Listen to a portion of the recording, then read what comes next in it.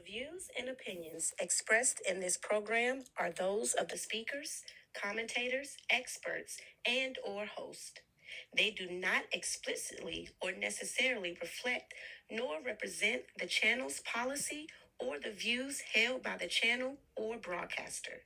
The broadcaster or its channel cannot be held accountable for all or any views expressed during this program.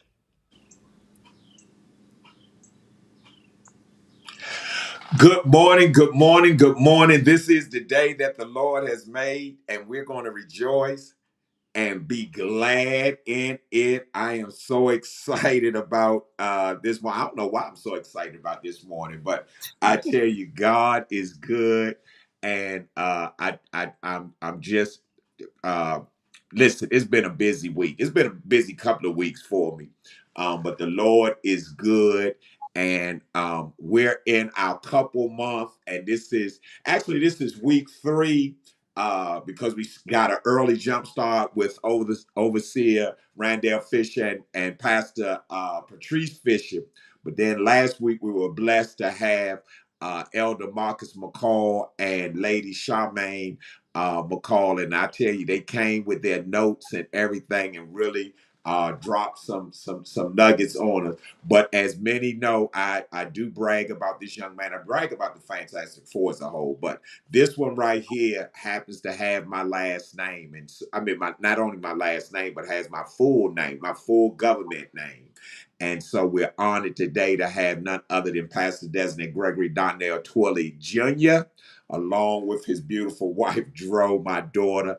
I'm so just godly proud of what I'm seeing and happening. And I'm going to turn it over to y'all in a few minutes. But as you all know, we've been in our convocation all week. And I tell you, it has been a mighty move of God. But this young man happened to come to the evangelistic hour last night. And when I say he wrecked the place, I tell people all the time that some people have the it factor. And just to see what God is doing in this young man's life, people can say I'm a little biased because he is my son, but the truth is in the pudding. And I appreciate just his yes. I was on the Phenomenal Women's call this morning, and I really was talking highly of him and understanding your yes. And so even when I see Lady Dro sitting there beside him, and just watching her elevate and embrace this new role that she's playing, or has taken on. What people don't understand is when Dro came into our family, Greg was not a preacher. If I could be honest, I don't even know where Greg was at that time. If the truth could be told, but through the years, she stuck there. I mean, sometimes I would sit there and watch how she looks at him, and he could, to me personally, say the craziest whatever, and just that smile that she has on her face, like that's my man, or even sometime when he's on Facebook, she'll say, give me the phone. So I mean, I just love these two and what God is doing in their life. Of course, they have 4 of my beautiful grandkids, and I'm just so golly proud of them. So let me just go ahead and get ready to turn it over to you all. But I do want to say that this is the last day of our 4-day convocation. And when I say it has been a mighty move to the Kingdom Fellowship Assemblies International, I love you all. I love the support that everyone has been giving us. And at this time, y'all know it's Shout Out Friday, so y'all shout it out on the page. I'm not going to be calling names out, but to God be the glory to everybody. And it's in your hands, Greg. Go for it, man. Well, grace and peace, everyone. I hope you all are having a great morning so far. It's Friday. We made it through another week. So we thank God for that. Like my father said, I'm Pastor Designate Greg Twilley Jr. This is my beautiful wife, Lady Dro Twilley, and we represent the Shift Church Atlanta. But yeah, shout out to the Shift Church Atlanta, where our pastor is none other than Bishop Terrence Reed Sr. and Lady Angel Reed. We are located at 4050 Lawrenceville Highway in the great city of Tucker, Georgia. We are a storefront church with a mega experience, and we are the difference that makes a difference. So we thank God for Bishop allowing us to come on this morning. When he told us about the couples edition of Faith and Tea, me and her was trying to scramble around. Okay, what we gonna talk about? What we gonna do? What we gonna do? And I told her, I said, everybody always asks the basic questions. How did you guys meet? And how is it being young Christians, married Christians and married churchgoers? And how's it being a mother and a Christian mother? So I said, let's take a different avenue. Let's talk about something that we both are still dealing with, something that a lot of people are now talking about, but we can remember growing up, it wasn't really talked about a lot. And that's grief. So we wanted to come from another angle. My sister and my brother-in-law came last week, and they gave y'all the 5 principles of things they wish they knew 20 years ago that they now know today. And I think we can all take what they said and address it and apply it to our life somewhere. But I want to talk about the keeping the family and everything. Yeah, we're gonna talk about that too. But I want to talk about grief after I do. I want to talk about grief after I do. And the reason I say that is because we don't know once we take the vows what they really mean until you're in that moment. I can remember back in 2020 or 2021 when I got sick. 21, when it was 2021, when I had got sick and I was in the hospital for a week. I didn't understand the vows, and I'm pretty sure my wife didn't really understand the vows of sickness and health until I was sick. And we had to really apply those vows that we had gave to God into our life. And I remember I remember telling her at that moment, we had already been married 7 years. And I remember telling her, if I ain't know that you was the one for me by this point, I know for sure that you are, because she literally took care of me while I was sick. And she's had 4 of my beautiful children. And we've had this partnership of just making sure we know when to step in and when to help each other out. But like I said, I want to talk about grief after I do, because we all know last March was, a month. Last year was a year for everybody, for the Twillies and everybody that's connected to us. And the one thing that we learned about each other was grief can either take you out or you can stand the storm. And I thank God that we was able to stand the storm, because there was a lot of moments when we sat on the couch and the living room was like, okay, what we doing here? And it wasn't necessarily the reason of, we didn't want to be with one another. We didn't love each other, none of that. It was just, we allowed grief to really take control of our life. And I know that's easier said than done. A lot of people have a lot of different ways of handling grief. There's no right or wrong way. But there is a way when you have somebody like I do, a partner who literally will support and be there for you, encourage you, and pray over you. It does make the difference. And so the first one I want to talk about is dealing with the physical loss of someone that's close to you. And like I said, 15 months ago, we lost the matriarch of the family, which was Lady Cheryl. Everybody knew who my mother was. Everybody knew who she was to us, to the church, to friends, to other family members.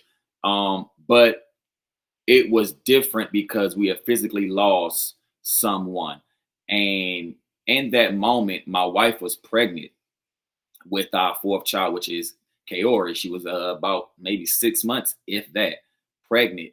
And so she couldn't even express her true emotions once my mother passed away, because it would have took a toll on not only her, but the child.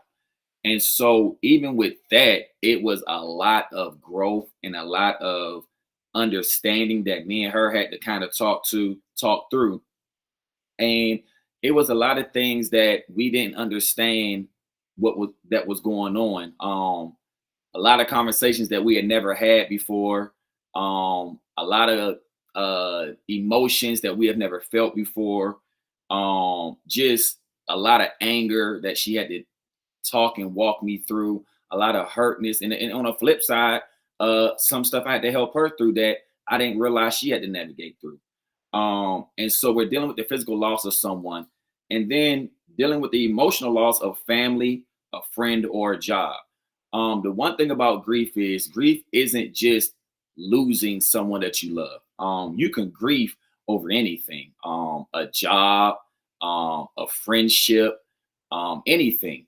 And so we have to understand that, yes, there are different dynamics of grief, but grief is grief, or no matter how you try to flip it or twist it.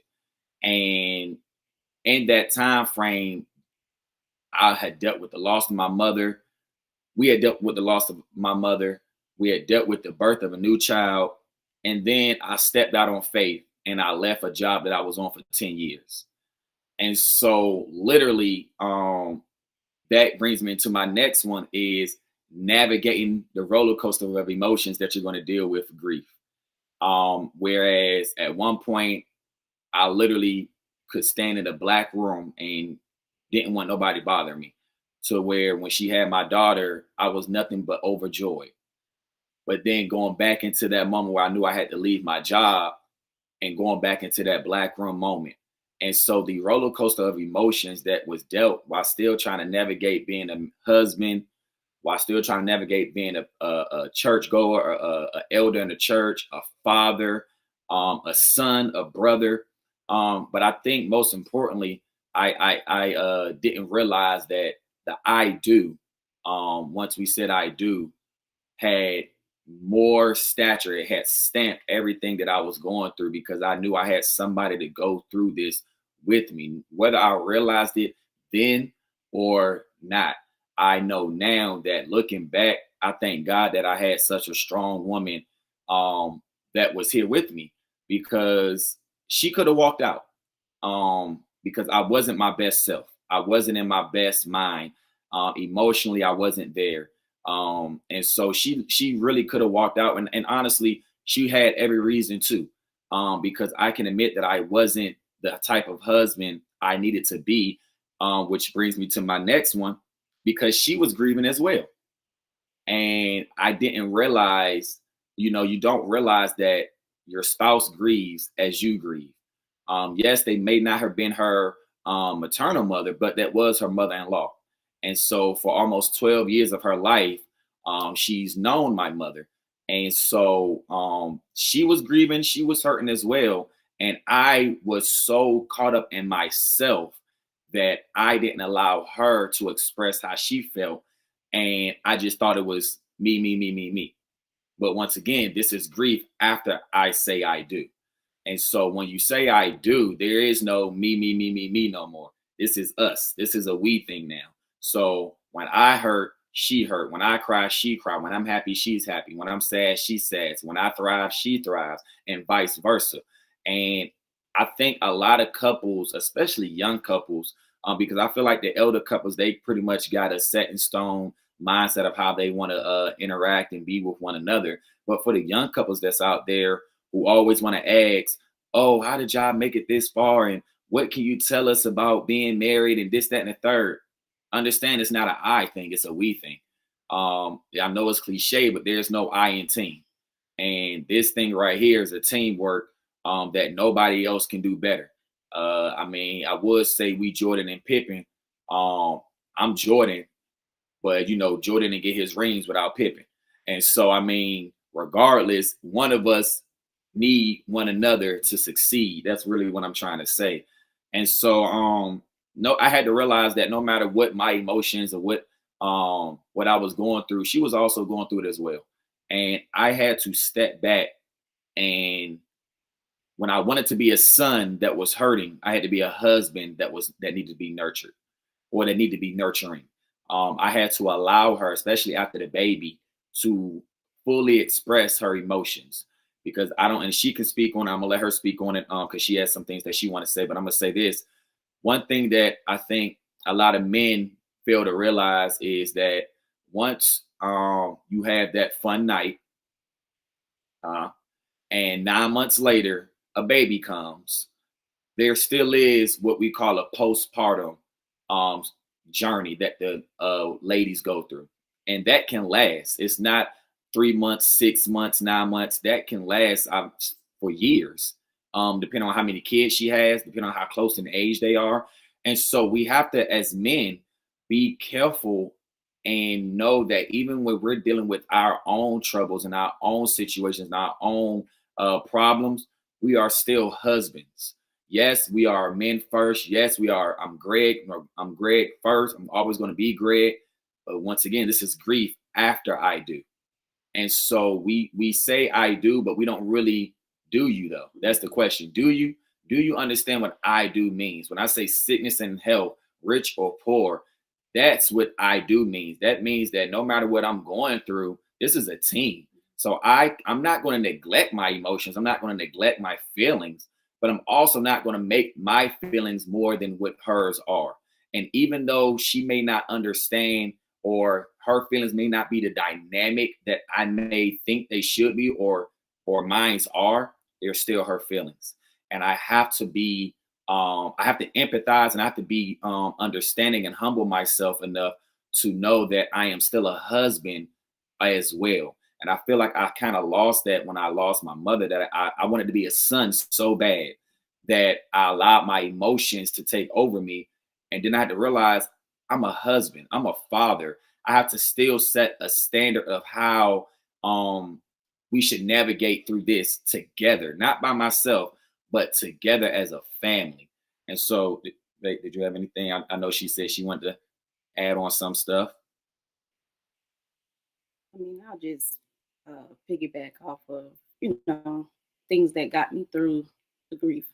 This is a topic that a lot of people don't speak about prior to or within, the marriage after I do.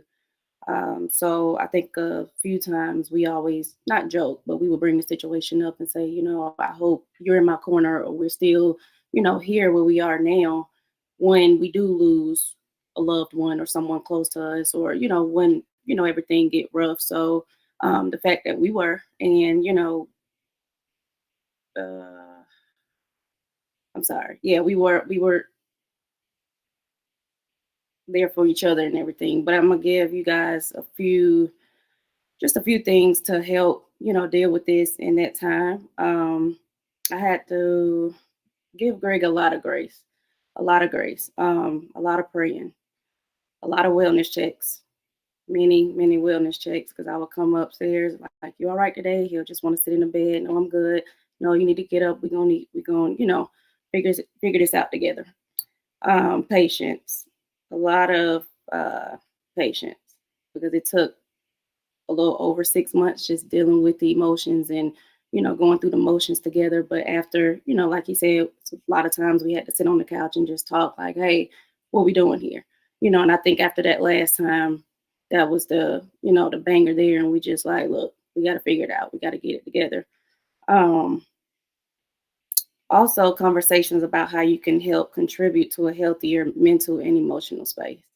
And, it was times where I had to reach out and just put my, pride to the side. Although dealing with what I was going through, he still was dealing with it more than I was. That was his mom. I don't know what it's like, to lose a mother. And then also, like he said, with KK, with my daughter, pregnant with her, I was going through all of this during the pregnancy and afterwards. So yes, the postpartum, the aftermath of, having a baby and dealing with the grieving portion.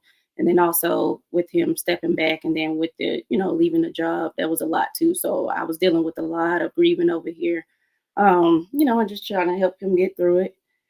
And like I said, a lot of people don't touch this subject, but it actually matters, and being a woman that dealt with it for 6 months to a year ago, I think I could speak on it comfortably now without, feeling bad or embarrassed about the things that we went through, or, the area that we were in. It is hard. It's hard. It's hard. It gets hard, but communication is a big deal. Like, communication is big. You just got to talk about it, and, have those tough conversations, that needs to be had, even when you don't want to have them. And then sometimes you just got to put yourself in their shoes and take a step back and just understand it more. And, a lot of people can't go and grow with you when you're in that grieving period. So it definitely takes a strong person and individual to do that with. And I'm just glad, that we got over that hurdle and that hump, and, we could talk about it. Like I said, so the beginning is rough, but if you have somebody on your side that's willing to go through the motions with you and, just rock it out, then everything will be fine. I think the biggest thing that helped us was understanding that, once again, and we say this a lot and we tell people this a lot, that we have each other. Quick backstory about me and Lady Dro. We met via social media in a day where that really wasn't common, because literally me and her are from two total ends of the state. I like to tease her and tell her she's Decatur's finest. And at the time we was living in Fairman on the south side. And so literally there was no reason for our paths to cross because we was on two total ends of the spectrum. And, social media is just such a funny thing because at the time we was just, flirting around, and flirting led to phone calls and text messages and leading up to meeting up and me introducing her to the family. And, just as time went on, what I'm trying to say is we was friends. We was friends for maybe about 6 months before we even started dating. It wasn't, we came into the situation saying we just want to be friends. We was already in situations that we wasn't really happy in, so we didn't want to go there. But we start off as friends. And I think now, because we did that, almost 9 years married later, 12 years being together, I think that laid a solid foundation, because I tell everybody, man, excuse how I say this, but this is my dog. Like, I mean, I can't put it no other way. I mean, this is literally my best friend. Anytime, like, I'm literally about to go to work after this, and by the time I get to my job at 8:30, and the time I get back home today, we've probably been on the phone 97.5% of the day. And and listen, but I don't mind, because literally this is my friend. And so we have stuff, we always got something to talk about. And so, I mean, I think dealing with the grief, we had to kind of take a step back and say, listen, and I think I told her this one time. I said, what we're going to start doing is, and we don't do it a lot because we honestly don't argue, so we don't have a reason to do it. But when I know that one of us is going through something, I ask her a question. I said, okay, I'm going to give you 3 individuals. Do you want Elder Greg or Pastor Designate? Do you want Greg, your husband, or do you want Greg, your friend? And the reason I say that is because based on who she wants to talk to in that moment is how I'm going to respond. And because I've realized that, and we have to respect each other in this instance, not only are we Greg and Dro, but she's my wife, I'm her husband, but we're also Pastor Designate and Lady Dro. And so there is levels to how we have to communicate with one another, not only for ourselves, but for our kids to see as well, and for others to see as well. We cannot ineffectively communicate at home, but then try to go out and communicate with others about how to be married and how to sustain a relationship and we can't do none of that, because it starts at home. That's Bible. If I don't give y'all no Bible today, charity starts at home. And so that means communication starts at home. Love starts at home. Empathizing starts at home. All that starts here. So if I can't communicate with my wife, then how can I effectively communicate to the masses? And so I think this is why I asked her, who do you want to talk to today? And most times it's Greg, the husband. Very few occasions it's Greg, the friend. And then every now and then she says, okay, I need Pastor Designate. And that's when she'll let me know. And so we sit down and have these conversations. But I think we've gotten a lot better over the last maybe couple of years with this. This is not something that we was always doing. I was never a communicative type of person. Oh, that's weird. Greg, you talk a lot. I do talk a lot. I'm a jokester. I like to be in front of people. I'm a people person. But when it came to my own problems and my own insecurities, my own emotions. There was something I just didn't talk about, not because I never had the space to, not because I never had the people around me to talk about it about. I just didn't. And so I had to look in the mirror myself and say, hey, you need to grow. And growing is knowing what your insecurities are that you can bring out to the front. And when you have somebody like I have, a great partner, a great friend, somebody who listens, somebody who will never judge me, somebody who will never allow me to feel like my problems are small, even though they might not be her problems, it makes it easy for us to communicate to one another. It makes it worth the while. And so, yeah, man, grief after I do, man. Listen, we're 15 months after the passing of my mom, and I feel like we are way better now than we was then. I said we way better today than we was back in January. And that's just, I mean, that's just the glory of God. And the last one I want to bring up is just standing on God's promises, man. I mean, listen, God knows everything that God does is well. We may not understand it, we may not get it, it may be hurtful, it may be painful, but he does all things, he does all things well. And so I remember my father coming to us, and he says it on a daily basis when he can, that when the Lord came to him in the bathroom and told him, I got you. And I took on that mantra, you know what I'm saying? I took on that saying that what the Lord said to him, because the Lord not only told him that, but if he told my father that, I know it was an umbrella for us to say, he got us too. And I can just thank God for just being here today, being able to freely talk about grief, being able to freely talk about grief with my wife. This is something that we just always felt like this was our calling, was to help other couples out, no matter what capacity it was in. That's just what we are. We have, a small friend circle that we're starting to really talk to and expand. And they come to us about a lot of stuff. And we're all the same age, but they come to us because, and I tell everybody, we don't know everything. I promise y'all, we don't know everything. We don't even try to know everything. But I feel like the experiences that we've been through can help somebody else. And like my wife said, everybody haven't dealt with the loss of a mother or a parent.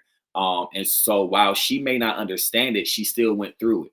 And so, this is stuff that we can kind of help each other out. And this is the yin and yang of our relationship, man. Like, if y'all can see, not when I say outgoing, I'm not saying she's not outgoing, but she's an introvert.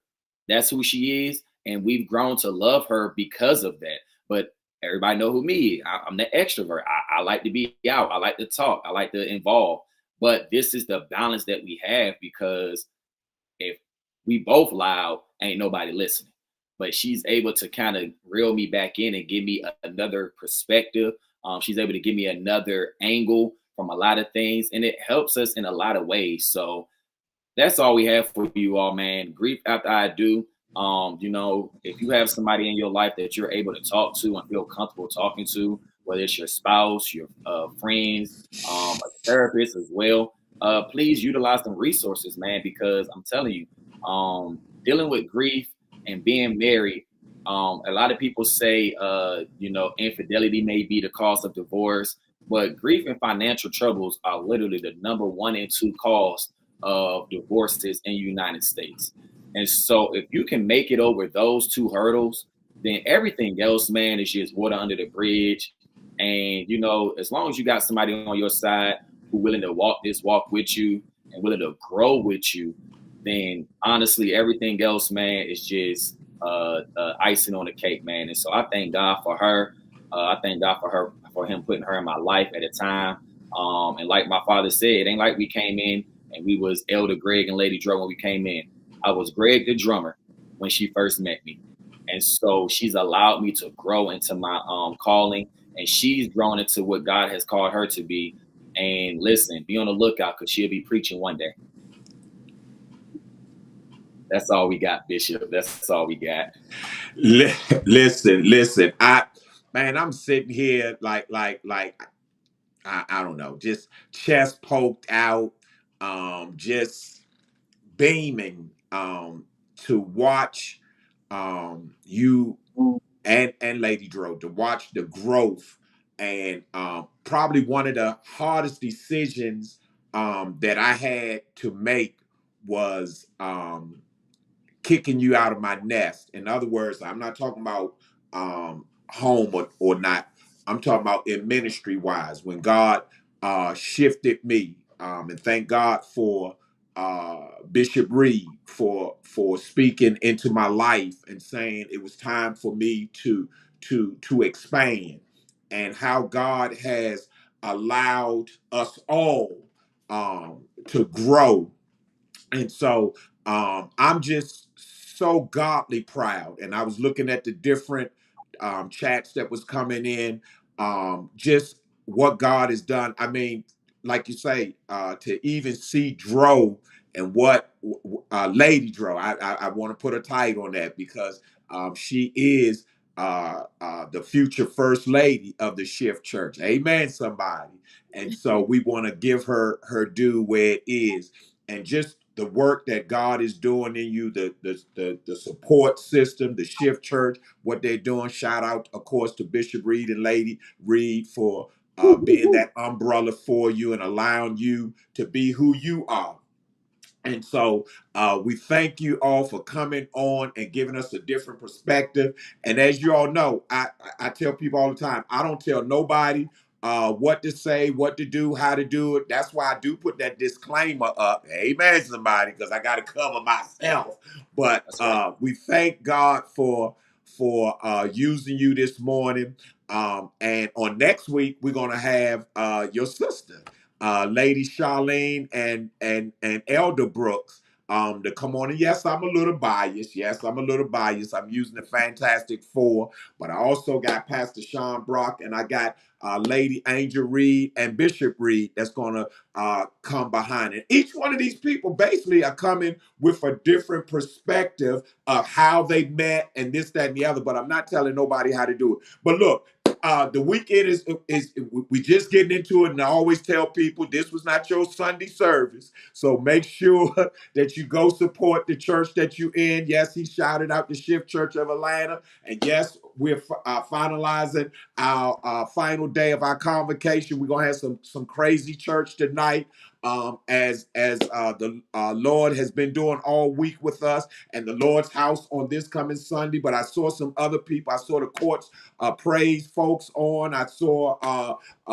Charlie, Deacon Charlie, them, and Pastor Randa. I just don't want to get in calling names because I'll get in trouble. I'll forget somebody. We know how that is. But God be the glory. Catch us back on this coming Monday. Y'all know Overflow Monday, me and Pastor Sean Brock, as we kick it what's transpired over the week. But once again, thank you all. Thank you all. Thank you, Pastor Desney Greg. Thank you, Lady Dro, for giving us a different perspective and sharing some stuff, because a lot of us have kept stuff in, but we see that God has smiled on us and has allowed us to move on.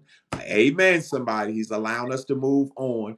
And so we continue to ask you to keep us in prayer. I seen your sister jumped on, your brother Marcus jumped on and was commenting. But Greg, I'm going to give you the final word. Remember our scholarship. Remember Kenya. Come on, y'all. I need y'all to help me support. We've been doing a wonderful job with your support. I will put at the end, I'll put the ways of giving. But we love you all. Pastor Greg, Lady Dro, smooches to y'all. One other thing, I got to give a shout out to my grandson who's walking across the stage shortly, to Justin.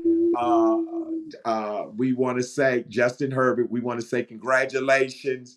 And we'll be looking forward to you coming down. Justin is actually coming to live with me. He's moving in with me this summer. And so I'm excited about that and what God is going to do in his life. So keep us in prayer. Greg is and Lady Dro, smooches to you all. Take us on out. Once again, we thank each and every one of you for allowing us to come before you and speak and just give y'all what we only can explain and experience. And we pray that something we said on today just helps you all, whether you're dealing with grief or whether you're married or want to be married, and just knowing how to navigate through your different journeys in life. One thing is, don't forget July 10th through the 12th.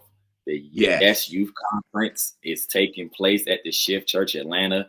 I thank God for each and everybody who's supporting and who will support us. I have some dynamic speakers coming to lay before the youth and young adults. And so anybody who in the Atlanta area, the surrounding areas, tell your church that there is a youth conference taking place July 10th, 11th, and 12th at the Shift Church Atlanta.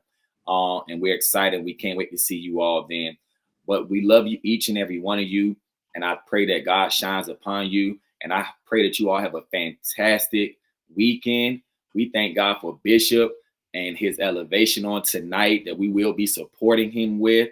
And so we thank God for him, the new Bishop of Protocol for the Kingdom Fellowship Assemblies International.